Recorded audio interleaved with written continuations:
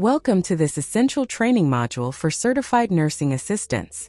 As a CNA, you spend more one-on-one time with patients than almost any other member of the healthcare team. Because of this proximity, you are the eyes and ears of the facility. Dependent adult abuse is a grave reality that can occur in many forms, often staying hidden behind closed doors. Your primary objective today is to learn how to recognize the warning signs of various types of abuse and understand your specific professional obligations when you suspect a resident is in danger. It is vital to remember your specific scope of practice regarding abuse.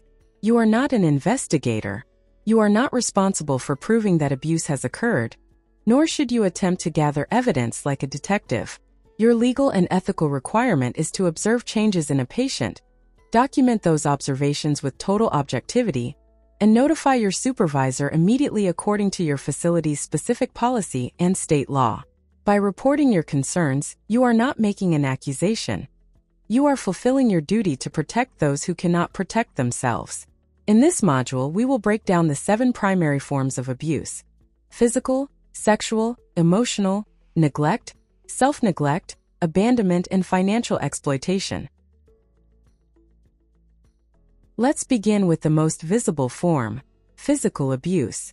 Physical abuse involves the use of force that results in pain, injury, physical impairment, or even death. This isn't always as obvious as a strike. It includes hitting, slapping, pushing, shaking, kicking, or burning. It also includes the improper use of restraints. This means using physical ties or even chemical restraints, like unprescribed sedative medications, to control a resident's behavior for the convenience of the staff rather than for medical necessity.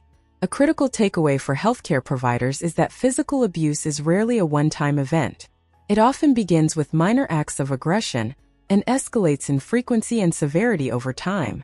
When performing ADLs such as bathing or dressing, look for patterns. If you see multiple bruises in various stages of healing, some yellow, some purple, this suggests a recurring issue. Pay close attention to injury patterns.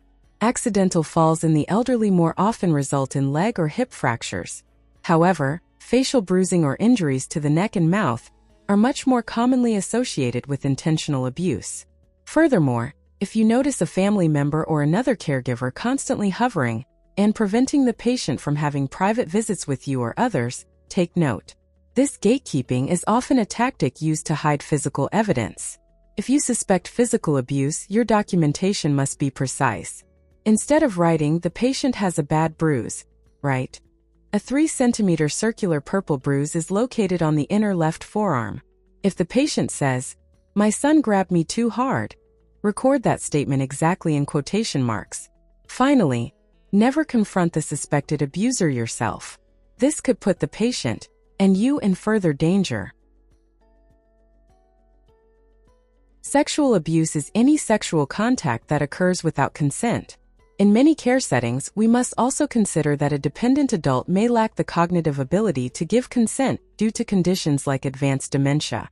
This category includes unwanted touching, sexual assault, coerced nudity, or any form of sexual exploitation. Consent must always be clear, voluntary, and given by someone with the capacity to understand the situation. The signs of sexual abuse can be physical, such as unexplained bleeding or torn clothing, but they are often behavioral. A patient may suddenly become fearful of a specific staff member or experience sudden, unexplained panic attacks. Because this is a highly sensitive issue, you must maintain the highest level of professionalism and privacy for the resident. Your role is to support, not to interrogate. If a resident reports an assault, listen calmly, ensure they are safe and covered, and report it to your supervisor immediately. Emotional abuse can be just as damaging as physical force, yet it leaves no visible scars. This includes verbal threats, humiliation, intimidation, isolation, or treating an adult like a child, sometimes called infantilization. It can also be passive, such as intentionally ignoring a resident who is asking for help. Watch for changes in personality.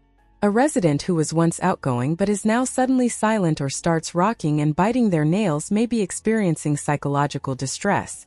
We must remember, emotional abuse leads to clinical depression, the worsening of existing medical conditions, and a devastating loss of self-worth. If you witness an argument between a caregiver and a patient that seems controlling or harmful, do not ignore it. These power imbalances are red flags. Neglect is unique because it can be intentional, meaning a caregiver is purposefully withholding care, or unintentional, often due to caregiver burnout or lack of resources. Regardless of the intent, the result is a failure to meet basic human needs.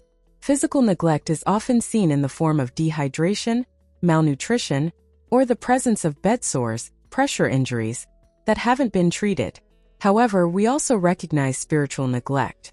This happens when a resident is mocked for their beliefs, or is prevented from participating in their religious or cultural traditions.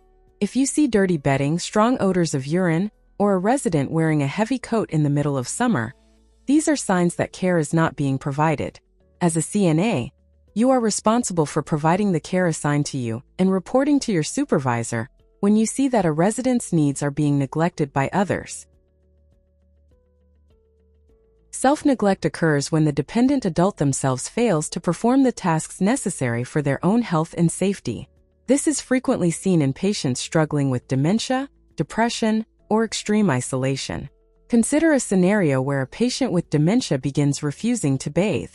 Over time, their home or room becomes unsafe and unsanitary. They aren't being abused by someone else, but they are no longer able to care for themselves. In these cases, your documentation is your protection. If you don't document that a patient refused a bath, it may look like you neglected to give it.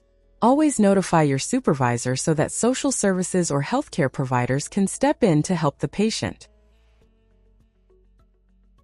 Abandonment is the desertion of a dependent adult by someone who has assumed responsibility for their care. This could be a family member leaving a senior at a shopping mall, or a caregiver leaving a facility mid-shift. For you as a professional, leaving your shift early without a proper handoff to another qualified staff member is considered clinical abandonment. It causes severe emotional distress and leaves the patient in immediate physical danger. Finally, we look at financial exploitation. This is the illegal or improper use of a resident's money or assets. It can involve forged signatures, unauthorized ATM withdrawals, or sudden changes to a will. Even if a resident insists on giving you a tip or a cash gift, you must refuse. Accepting money can be misinterpreted as exploitation. If you notice a resident's valuables are missing or hear they have unpaid bills despite having funds, report it immediately. It is important to remember that these types of abuse often overlap. A patient who is being financially exploited may also be neglected or emotionally abused to keep them silent. Your role is simple but vital. Observe the details, document the facts without bias, and report your concerns to your supervisor immediately. By doing so, you protect the dignity, the rights, and the lives of those in your care. Thank you for your commitment to excellence and for being a vigilant advocate for your patients.